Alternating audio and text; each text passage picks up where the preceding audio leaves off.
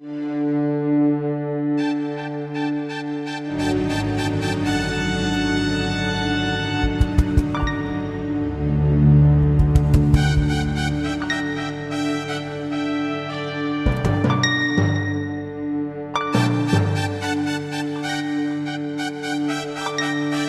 guerrilheiro urbano é um homem que luta contra uma ditadura militar com armas, utilizando métodos não convencionais.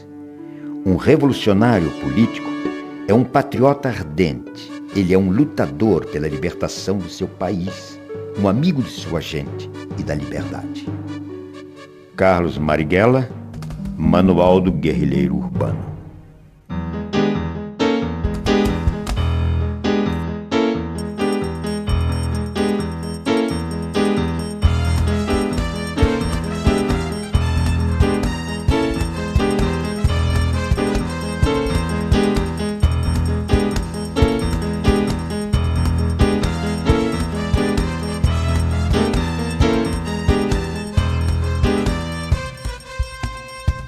Poeta, estudioso, né? Rebelde, brincalhão, duro, coerente. Um homem que, ao mesmo tempo, como estudante, é também um poeta, viu? E faz as suas provas escritas e os seus exames em versos. Ele sabia viver a atualidade, sabia viver os companheirismos, sabia viver o partido, sabia viver politicamente, sabia viver também alegremente. Para mim, o Marighella era um modelo de homem. Tem até uma história tão engraçada dele, rapaz, o negócio dos óculos. Eu acho que eu vou contar. Você sabe que na cadeia ele ficou com a visão afetada porque não tinha luz, né, na cela, e eles ficavam fazendo aquele artesanato lá, né? Então ele ficou com deficiência de visão. Quando ele saiu, ele teve que fazer óculos.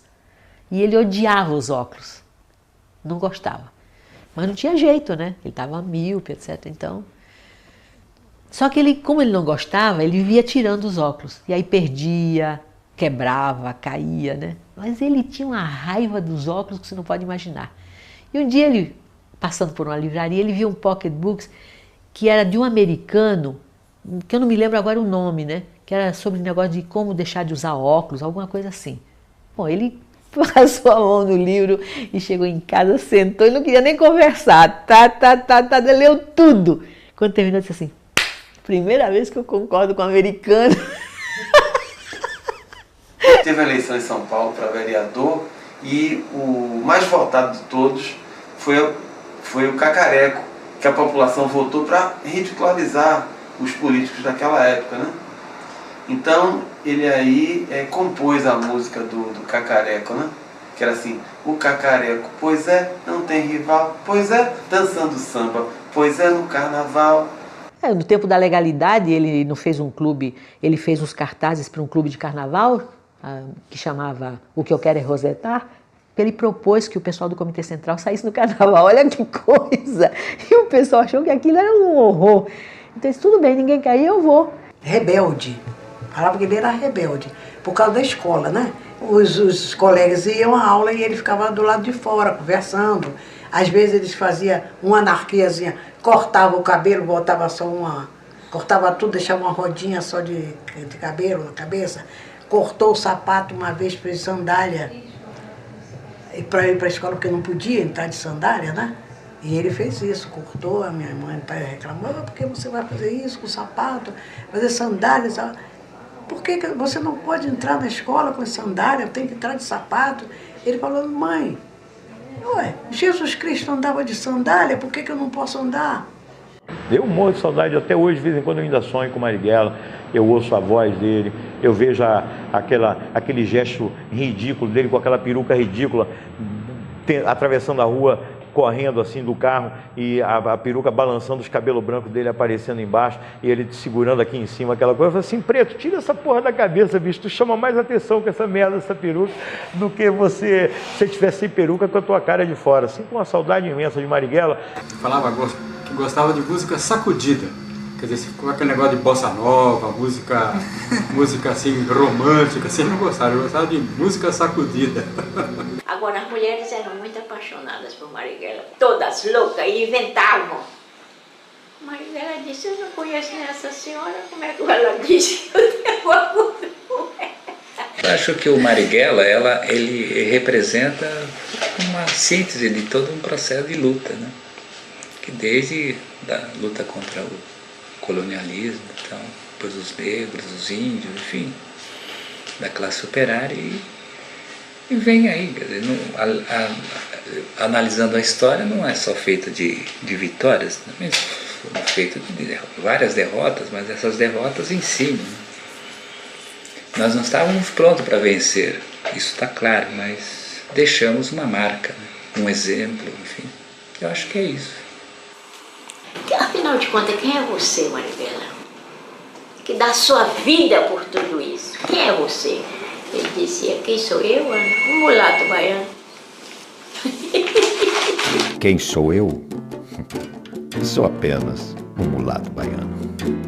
Poucas imagens retratam a vida desse baiano que nasceu em Salvador em 5 de dezembro de 1911.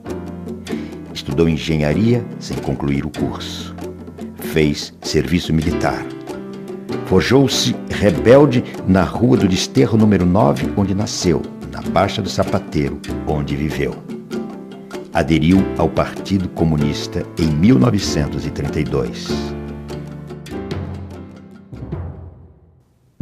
Ei, Brasil africano! Minha avó era negra alçá. Ela veio, foi da África, no navio negreiro.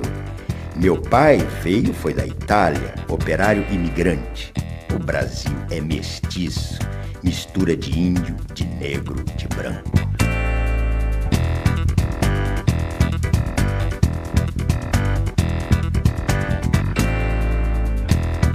Quem fez o Brasil foi o trabalho de negro, de escravo, de escrava, com banzo, sem banzo.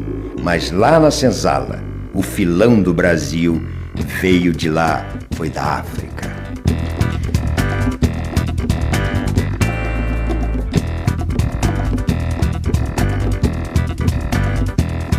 O fracasso da insurreição comunista de novembro de 1935 levará à prisão o jovem militante Carlos Marighella no dia 1º de maio de 1936, aos 25 anos de idade. Foi barbaramente torturado durante 23 dias pela polícia do Estado Novo. Minha mãe sonhava muito, né? Sonhou que ele estava com os pés todo queimado, né? Aí escreveu para ele, perguntando se ele estava... Ele mandou dizer que não tinha nada de queimadura, não tinha nada disso, não tinha tortura nenhuma. Mas foi torturado muitas vezes, né? Aí a minha mãe, quando ele chegou lá em casa, que ele estava dormindo, a minha mãe ia olhar os pés dele, para ver, tinha marcas de queimadura mesmo. Aí minha mãe chorava tanto. Queimaram a planta dos pés dele, enfiaram agulhas debaixo das unhas, coisas terríveis. E ele resistiu a tudo. Ele era tipicamente o homem do partido. Da época. O que significa da época? Não, os homens da resistência francesa, sabe, são os dirigentes políticos comunistas da América Latina que, com a maior facilidade, davam a vida pelo povo. Esse era, não tinha... Era o tipo do homem da época, o quadro político comunista característico da época. É um sedutor de militantes, é extremamente querido entre os militantes, né? E eu nunca ouvi falar de militantes que estivessem em choque com Marighella em toda a sua trajetória. Aquela pessoa que aceitava que a gente contestasse. Ele podia até responder a essa contestação. Porque ele dizia, por que é que nós falamos em crítica e autocrítica e não deixamos as pessoas criticarem? A queda da ditadura de Vargas e o fim do Estado Novo levarão por um curto período o Partido Comunista à legalidade. Marighella será eleito deputado constituinte, onde foi um dos mais ativos parlamentares. Essa a nós a certeza, e ao povo brasileiro também, de que conseguimos sair do regime dos decretos-leis, que conseguimos sair do regime da opressão, conseguimos sair do regime do arbítrio dos ditadores e do arbítrio pessoal da vontade de um só homem. Resta agora que trabalhemos organizadamente, todos nós, o povo todo o proletariado. Que os trabalhadores procurem organizar-se sindicalmente. Que o Congresso Sindical dos Trabalhadores possa cumprir as suas finalidades e que, com uma Confederação Geral de Trabalhadores do Brasil, possamos fazer com que esta Constituição, que foi votada numa Assembleia Constituinte, cujos poderes emanaram do povo soberano, possamos assim fazer com que ela seja cumprida e com que seja defendida intransigentemente por todos aqueles que compreendem que o que nos resta é marchar a passos largos para consolidar a democracia em nossa pátria. Muito obrigado, senhor deputado Carlos Marighella, cuja palavra acaba de ser irradiada para toda a nação brasileira no momento exato em que está sendo assinada a nova Carta Constitucional da República do Brasil. Quando ele saiu e foi eleito deputado federal, ele foi no parlamento um revolucionário. Ele usou o parlamento como trincheira de debate, que era a forma de agir naquele momento. Quando voltamos, encontramos um partido comunista legal, anistia, né? Pré-senador, 16 deputados, câmaras de vereadores com maioria de vereadores comunistas, como em Recife, como em Santos, como no Rio de Janeiro e tudo mais. E uma sede legal do Partido Comunista, né? Coisa muito diferente, né, que vamos encontrar. Então aí eu vou encontrar Marighella como um membro da direção, mas de maneira muito longínqua, porque ele está no parlamento, é aquele jovem parlamentar, viu, inteligente e criativo. Cumpri pena de 7 anos e meio de prisão durante o Estado Novo. Fui anistiado em 1945 e eleito deputado à Assembleia Constituinte como representante do Partido Comunista. Em 1948, fui expulso do parlamento juntamente com os demais membros da bancada comunista, quando já então a Constituição de 1945, elaborada com a participação dos comunistas, estava promulgada e desde o momento da cassação de nossos mandatos, também flagrantemente violada. O Partido Comunista é cassado e Marighella volta à clandestinidade. Será o responsável pelo setor de agitação e propaganda do partido.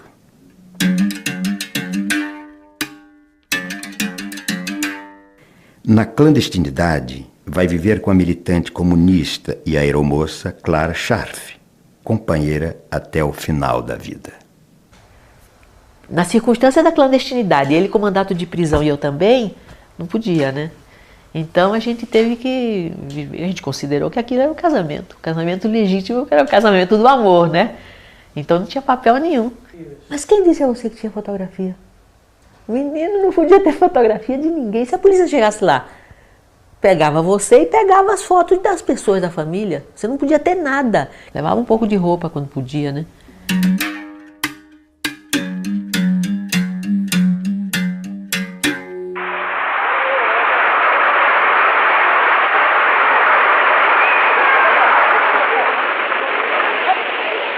Prometo manter, defender e cumprir a Constituição da República, observar as suas leis, promover o bem geral do Brasil, sustentar-lhe a união, a integridade e a independência. Nós só ficamos legais, pode-se dizer, porque a gente viveu com o nome verdadeiro, exatamente nos meados do governo do Juscelino. Aí é que a gente alugou um apartamento no Rio, e ele se chamava Carlos Marighella e eu me chamava Clara, né? Porque até então era tudo nome trocado. Durante os anos de semi-legalidade, o direito de participar de uma festa em família ou frequentar os amigos dão gosto à liberdade.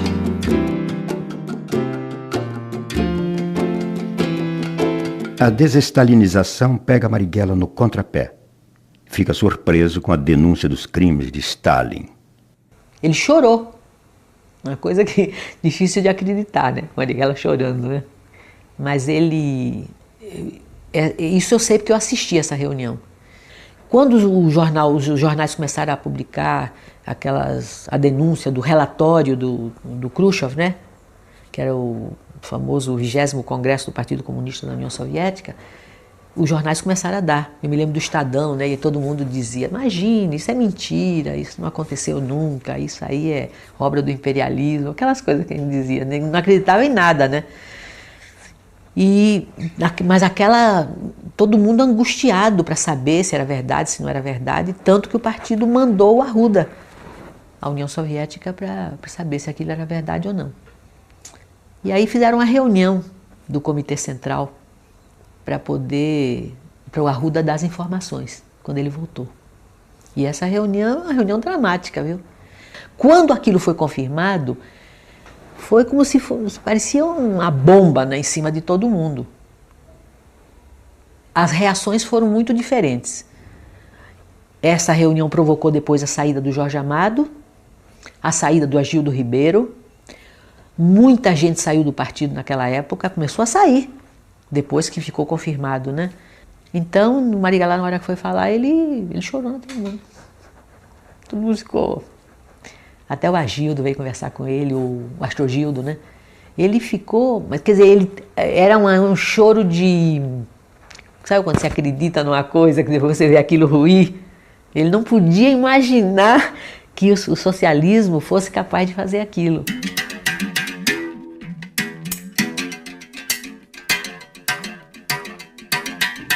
O PCB contava com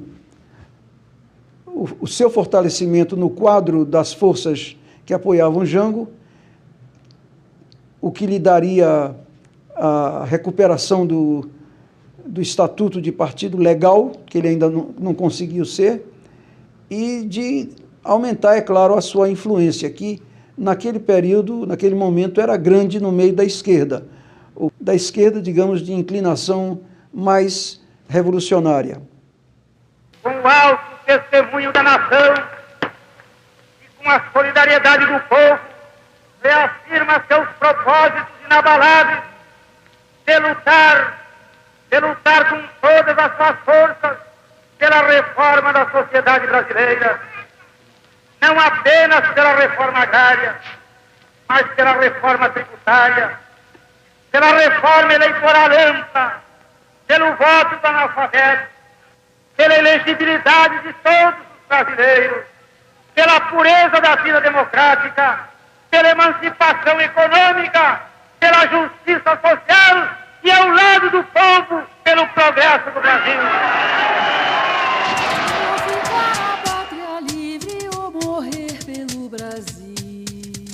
O golpe de 64 instalou-se no poder com a marca da maldade. Já no 1º de abril, primeiro dia do golpe, o dirigente camponês e ex-deputado constituinte pelo Partido Comunista, Gregório Bezerra, foi arrastado pelas ruas de Recife, humilhado, espancado e preso. Em maio de 64, policiais vão prender Marighella num cinema no Rio de Janeiro. Marighella resiste, reage. Recebe um tiro no peito. Quando é libertado, visita os jornais para denunciar a violência. Escreve o livro Por que Resisti à Prisão. Prega a resistência à ditadura. Os brasileiros estão diante de uma alternativa. Ou resistem à situação criada com o golpe de 1º de abril, ou se conformam com ela. O conformismo é a morte. Várias vezes ele me disse que a vida dele não tinha importância, que se ele morresse, a luta continuaria. E várias vezes ele me disse, eles não me pegaram vivo. E ele citava sempre o fato de que ele tinha, já, a primeira vez, logo depois, ele insistia muito nisso, que a atitude que ele teve quando tentaram prender logo depois do golpe de Estado de 64, a atitude de tentativa de resistência à prisão, que ele quis dar ali um exemplo. E esse exemplo se dirigia aos seus companheiros do partido, que era preciso resistir à ditadura. Mas resistir resistindo. Sou comunista. Sou dirigente comunista. Não me abdicarei jamais de minha condição de comunista. Esse direito eu o tenho assegurado pela Constituição. Não há força humana que me possa afastar do ideal que abracei. É uma questão de convicção. Minhas ideias estão expostas em artigos e trabalhos escritos. São coisas públicas e legais, do conhecimento de todo o mundo, obviamente também da polícia.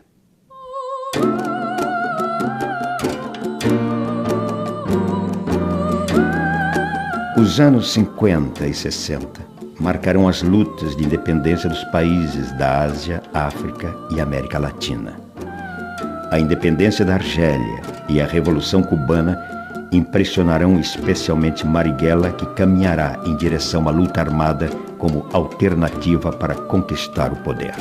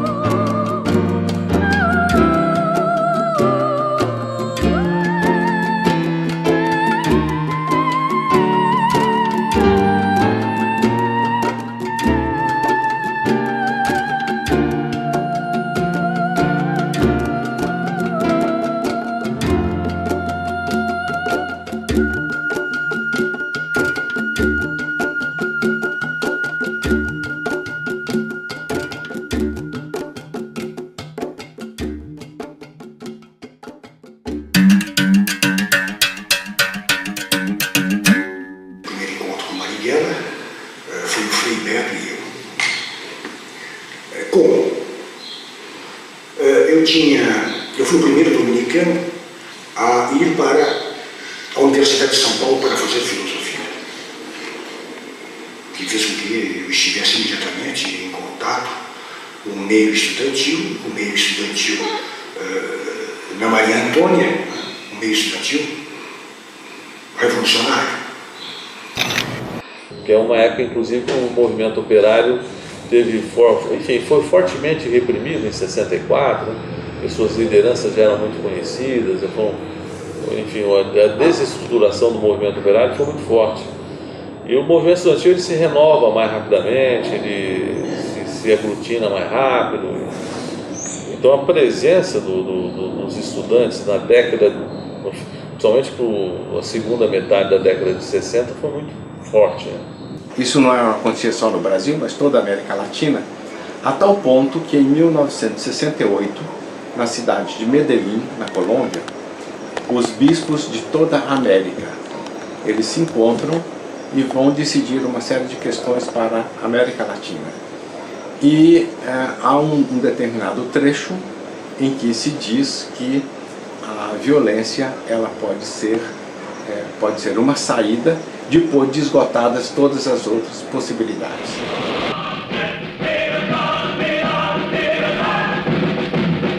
No hay duda que la ola se ha vuelto muy importante. Nos encontramos sentados frente a Marighella, nos hable acerca de la situación actual en su país. Há várias organizações, agrupamentos, correntes e forças outras que defendem uma posição revolucionária, que estão dispostas a ir à luta armada, que têm a convicção de que o caminho brasileiro para a salvação de nosso povo é a luta armada e que podem realizá-la. O que é necessário é passar a ação, fazer com que essas forças se coordenem no mesmo sentido e que passem ao desencadeamento da luta, que se preparem, que vão, portanto, à área rural, que é onde nós podemos, no Brasil, desenvolver a luta, que pode ser apoiada pelos trabalhadores, por todo o povo dentro das áreas urbanas e, nesse sentido, marchar para conseguir a vitória, que no Brasil só podemos conseguir realmente se juntarmos esse nosso esforço ao esforço de todos os outros povos latino-americanos. Y nuestro saludo a los que en Vietnam, o en Venezuela, o en Guatemala, o en Colombia, o en Bolivia luchan con las armas en la mano, invencibles contra los imperialistas. Volta de Cuba e da Conferência da OLAS e o Comitê Central se transforma no tribunal contra ele. Os elementos mais próximos dele, somos muito poucos, né? Os 6 a 7, né? Defendemos Marighella de maneira muito ardente, né? Mas ele é afastado do Comitê Central, né? Sem ser afastado do partido, né? E nesse momento ele já prepara a luta armada numa organização independente. E, inicialmente ele colocou a Clara na minha casa, na nossa casa, né? A Clara. E depois, posteriormente, eu aluguei um apartamento na Martim Francisco, onde também ele ficava sozinho, né? E às vezes eu ia pegá-lo e eu levava até a minha casa, que era na São Vicente de Paula, onde eu morava com minha mulher, minha filha. No outro apartamento era só um aparelho, né? Às vezes eu levava minha mulher, minha irmã, coisa assim, para o porteiro de noite pensar que era apartamento de viração, porque senão ficava um homem entra e sai sozinho, fica um negócio meio apartamento pequeno, sabe? Era quarto, sala, né? A não ser ele usava uma peruca simplesmente horrível, né? Ele pegou uma peruca de mulher, cortou, né? Quer dizer, de noite não dava para ver, mas de dia realmente era... Foi a sua irmã que cortou. Apesar de que ele andava mais, era de noite mesmo, né? Só fazia os pontos andando, né? Exatamente para não... Porque a pessoa andando cruza, não chama atenção, né? Como a pessoa fica parada, o outro fica olhando. Conversava de música, sei lá, conversava... Poesia. Ele gostava muito de fazer, né? Ele gostava do Castro Alves, ele ficava conversando assim... Não fazia grandes discussões políticas, né? A gente fazer uma conversa leve, né? Marighella torna-se uma sombra sem imagens. Vai recrutar jovens estudantes e velhos comunistas para organizar a Ação Libertadora Nacional, ALN. Da minha geração que pegou em armas foi fundamentalmente uma luta contra a tirania, contra a ditadura pela liberdade democrática. Esse foi o grande fator de unidade do processo. Tanto assim, eu, por exemplo, nunca fui comunista. Claro que nós estudávamos, líamos o Marx, Engels, todos os Guerra, enfim, Ho Chi Minh, tudo que podia ser. Che Guevara foi um grande inspirador, né, da maioria dos companheiros nossos, né? Mas não havia, por exemplo, o nosso grupo não tinha uma formação, não foi uma dissidência do Partido Comunista como foi o Marighella, né? Olha, o grande embate da esquerda na época, as grandes diferenças, né, das organizações, estava exatamente nessa questão estratégica. Alguns acreditavam que o momento era para uma revolução socialista e outros acreditavam que o momento era de libertação nacional, mais nacionalista, com a possibilidade de integração, né, de forças anti-imperialistas, nacionalistas e antiditaduras. E a ILN acreditava nisso, a Marighella acreditava nisso, nós também. Em 67, 68 a gente já está em alguma atuação política, crítica à ditadura, mas vai ser mais 68, início de 69 que vai ter a ligação com o Marighella. Primeiro foi Oswaldo, depois Oswaldo e Beto entraram em contato com, eu acho que chamavam ele na época de Menezes.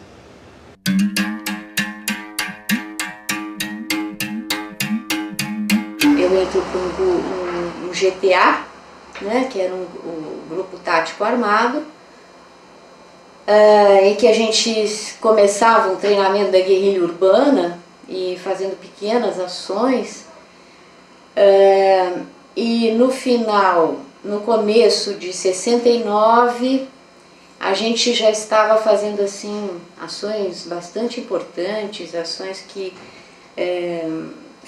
abalaram até enfim, a situação política, né? Que ações, por exemplo? Bom, então, além de expropriações, a Associação da Rádio Nacional. Fizemos um planejamento de tomar a Rádio Nacional aqui em São Paulo. Na época era como é até hoje, uma das emissoras mais ouvidas, de maior audiência, para a divulgação de um manifesto. E o manifesto foi redigido pelo Carlos Marighella, né? Foi uma ação assim que foi um enorme, foi uma convulsão. Todo o pessoal de esquerda ficou maravilhado, achando que realmente a tomada do poder ia ser no dia seguinte, né? E que se anunciava a ida para o campo. Nós dizemos tomar a cidade, queimar os títulos de propriedade no cartório de imóvel lá e tal, e fazer aqueles discursos e distribuir panfletos e o ano da guerrilha rural anunciado e tal, né? Eu cheguei a fazer um curso no Parque da Água Branca para aprender a curtir couro, né?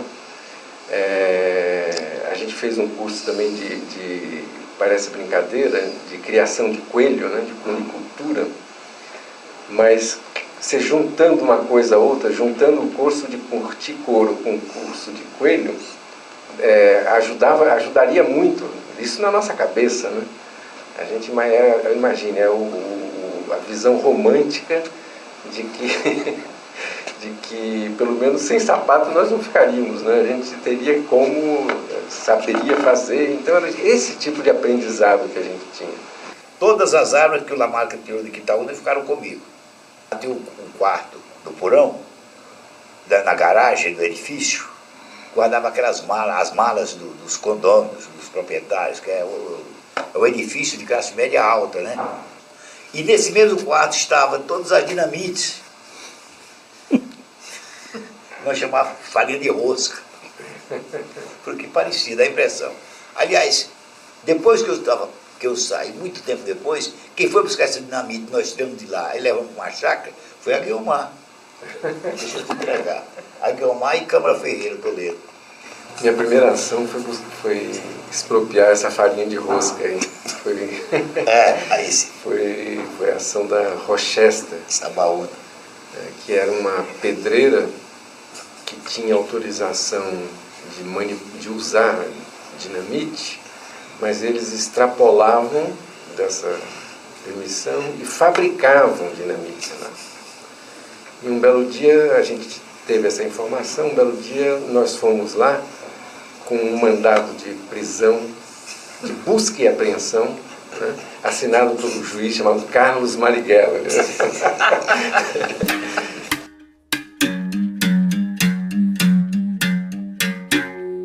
Ele foi capturado, ele não foi sequestrado, né? Sequestro é outro tipo de crime, é um crime comum, né? O que nós fizemos ali com ele foi nós capturamos um embaixador de um país aliado e até mais do que aliado de uma ditadura que oprimia a gente. Então nós não participamos do sequestro. E por necessidade militar da ação, nós o capturamos embaixo no Botafogo, subimos logo em seguida um morro na Tijuca, né, para poder fazer a mudança de carro. E lá em cima ainda estava se construindo, tinha muita mata ainda, tal. Lá em cima ele ficou preocupado em ser assassinado, em morrer ali. E teve uma reação que foi a pior possível, que foi a de tentar desarmar um companheiro que estava do lado dele, que era o Virgílio. Estava eu e o Virgílio imobilizando ele, né? Ele segurou na arma do Virgílio e começou a se engalfinhar ali, e o desfecho daquilo não ia ser boa coisa, eu raciocinei. Podia ter um tiro acidental ali, lógico, né? Que é frequente nesse tipo de situação. Então eu tive que dar uma coronhada nele para que ele caísse na real, pusesse o pé no chão, né? E eu fiz isso, eu dei essa coronhada nele, ele, na hora ele parou e percebeu, e aí a ação se desenvolveu naturalmente. Pois bem, na casa ele me pediu desculpa por ele ter tido aquela reação, é que ele não sabia que nós éramos o grupo que ele estava constatando ser. Não existiu aquela tensão de quem vai matar o embaixador, não existiu aquilo. Por que que não existiu? Porque a ação nasceu vitoriosa. A primeira das exigências da ação era a quebra da censura da ditadura e a divulgação do nosso manifesto. E nós estávamos ainda no percurso indo para casa, o manifesto já estava sendo lido. Quer dizer, antes de nós chegarmos na casa, ou no momento imediato da chegada à nossa casa, nós já sabíamos que a ação tinha sido vitoriosa. Demorou 4 dias em função de toda a tramitação, de toda a negociação que foi sendo feita, né? Da divulgação da lista, do atendimento de outras exigências, enfim.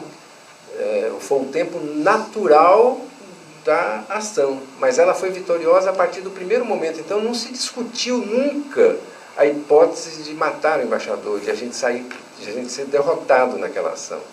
E aí isso chamou a repressão, não tínhamos força para aguentar essa. E você pode ver o que o sequestro do embaixador americano foi a gota d'água.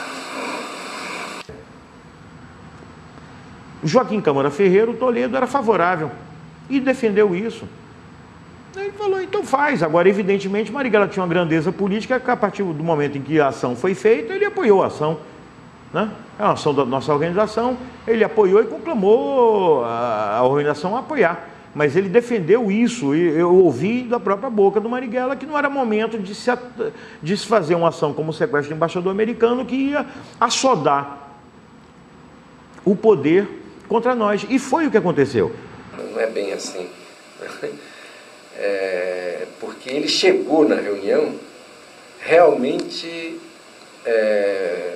criticando a ação, criticando alguns aspectos da coisa. Quais, por exemplo? Ele não está sabendo, o primeiro deles.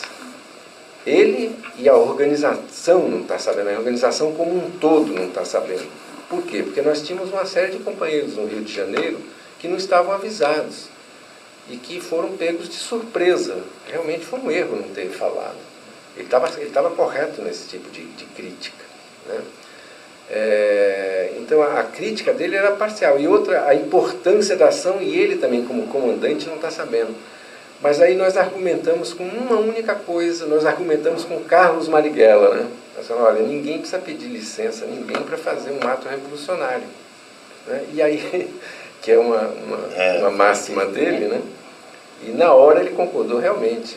Ele fez uma série de críticas, né, ao processo e uma visão de que tinha que tirar a organização da cidade, né? Tinha que ir para aquilo que era a proposta, que eram os focos insurrecionais, né, no campo, e ao mesmo tempo voltar a organização para a luta operária, para a luta estudantil, né? Ele até reestruturou, né?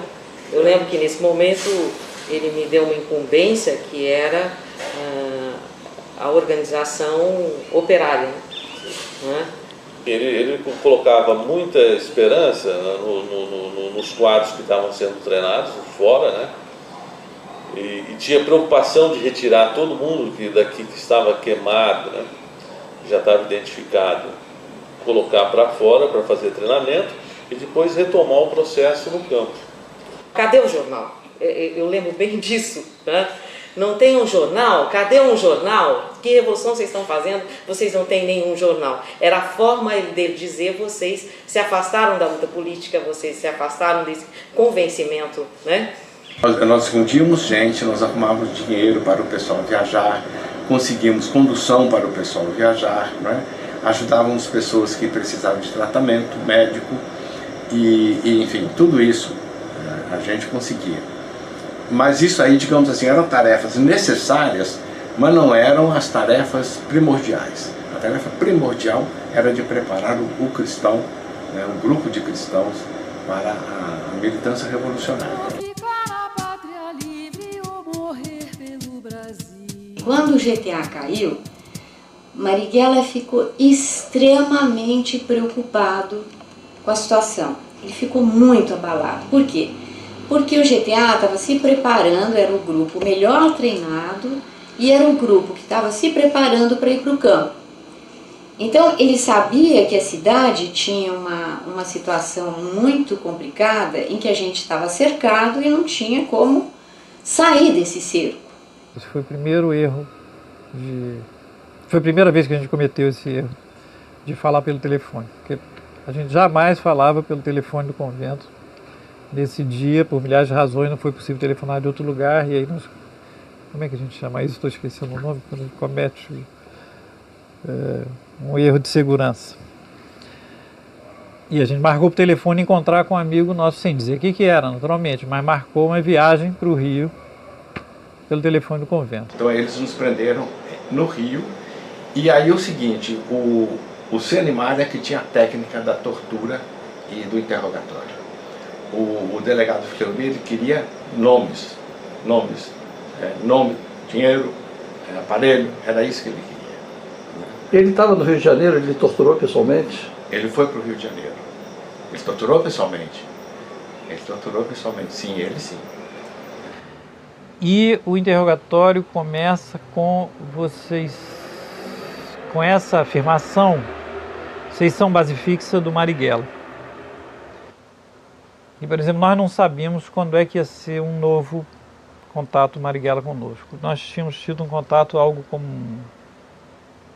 15 ou 20 dias antes, portanto não era esperável tão cedo um novo contato, que em geral demorava algo como um mês. Não era regular, não tinha regularidade, mas era em torno de um mês. E eles repetiam muito que, mas vocês vão ter contato proximamente, né? Não, vocês vão ter contato proximamente, porque ele está muito perseguido, está muito acuado, vai procurar vocês, vai precisar de vocês.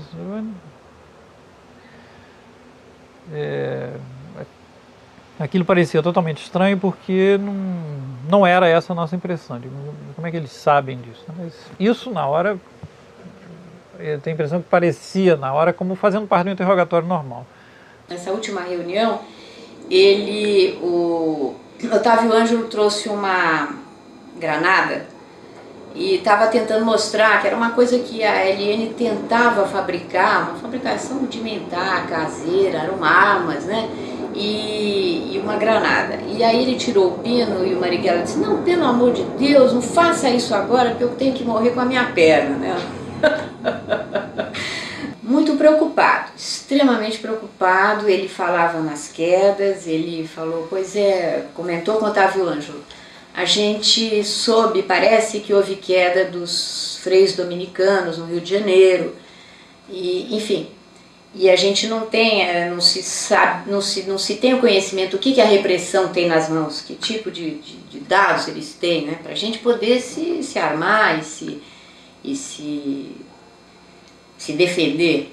Eu tenho convicção que ele sabia que não quis sair. Eu não estou dizendo que ele foi para o ponto certo que de cair. Não, ele foi para o ponto acreditando, para aquele ponto que os dominicanos que aqueles dominicanos não tinham caído.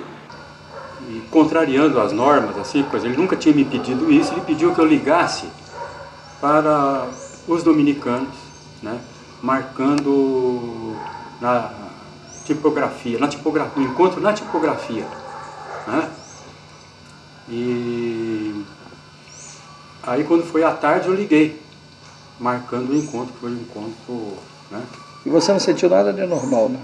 Pois é, ele perguntou para mim, ele então insistiu nisso, ele falou, você pergunta se está tudo bem, né? Eu telefonei, reconheci a voz do Frei Fernando, né? Aí eu ainda perguntei, está tudo bem? Ele falou, está tudo bem, então...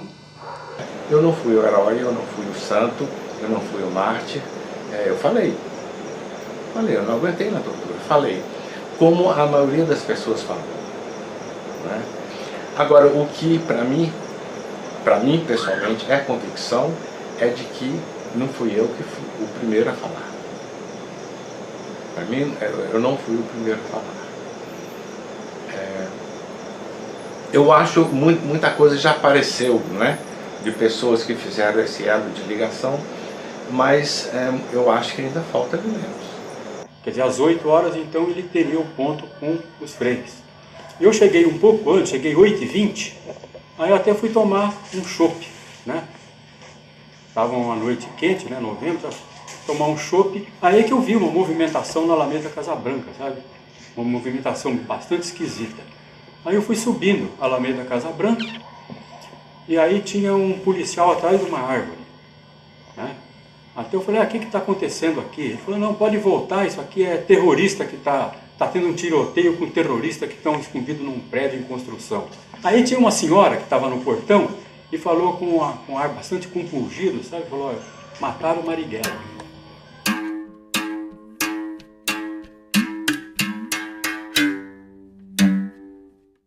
É preciso não ter medo.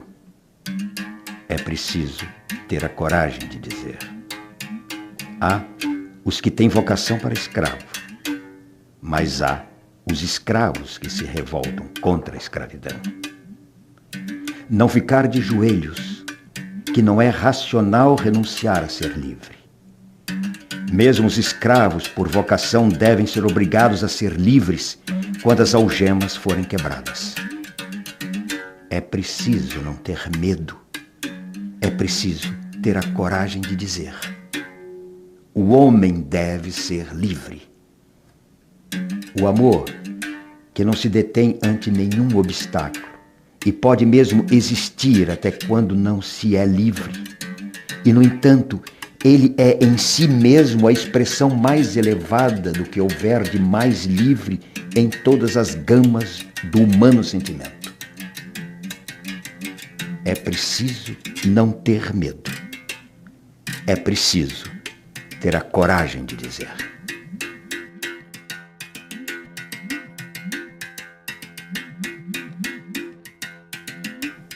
Marighella morre às 20 horas do dia 4 de novembro de 1969, aos 58 anos de vida, na Alameda Casa Branca, em São Paulo.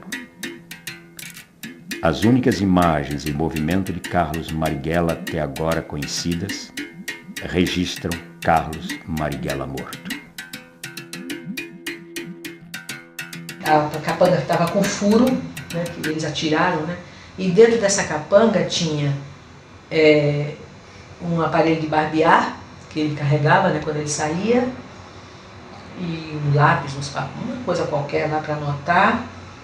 Não sei se tinha algum documento, e um revólver, o tal do revólver que eles diziam que ele tinha dado tiro. E depois foi feita a análise da arma e ficou provado que ele não tinha usado.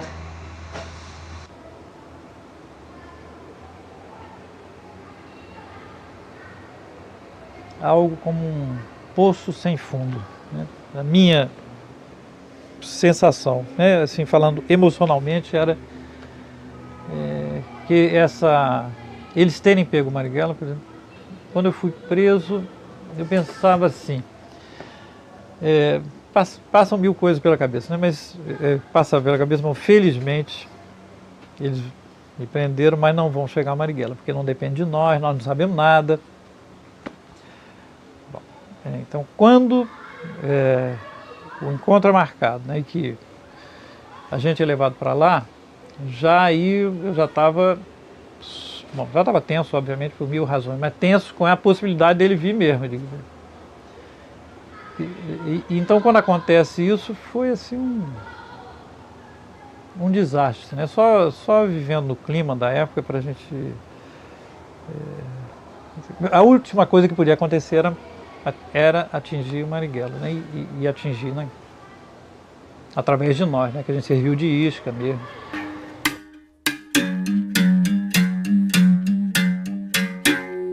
A repressão já estava, em 69 a repressão já está mais sofisticada, já está com serviço de inteligência melhor, quer dizer, violenta, absolutamente violenta, como é óbvio, mas ao mesmo tempo com serviço de inteligência mais desenvolvido, orientada pelas escolas, se podemos chamar desta maneira, dos Estados Unidos, escolas de repressão e tortura dos Estados Unidos, porque às vezes a gente esquece isso, né?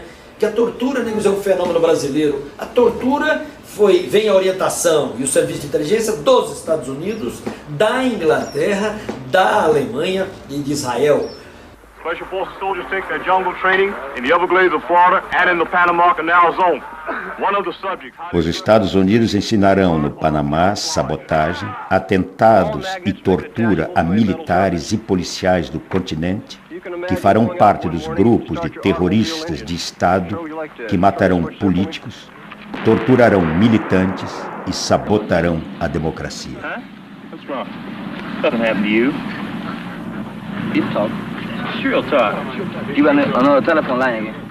A tortura, ela não é só, ela é moral também, porque eles xingam você de tudo quanto é nome, eles vão dizendo um monte de coisa, eles tentam desestruturar você através da tortura física, através do interrogatório, 10 pessoas fazendo perguntas ao mesmo tempo, você não sabe com quem falar, né? E ao mesmo tempo você está levando socos, pontapés, etc. E o choque, principalmente o choque. No momento em que eles faziam uma pergunta, né, eles já davam o choque exatamente para você não concatenar as ideias. Ninguém pode imaginar o que é a humilhação de ser torturado.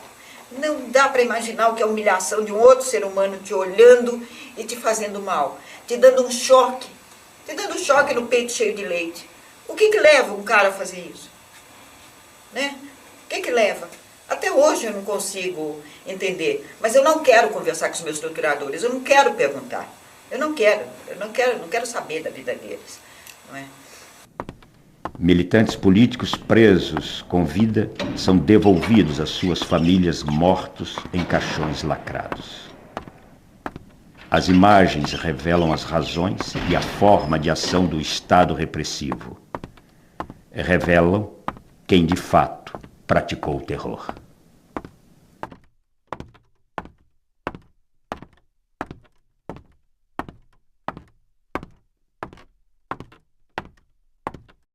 A acusação que faziam a nós, que nós éramos inocentes úteis dentro daqueles velhos comunistas que nos usavam. Na realidade, muito pelo contrário, porque o Marighella estava sempre na linha de frente, né, e demonstrou isso cabalmente. E quem realmente foi inocente útil, que fez o jogo, né, do imperialismo norte-americano, foram os militares que aderiram ao golpe. Quer dizer, nós não, nós sempre...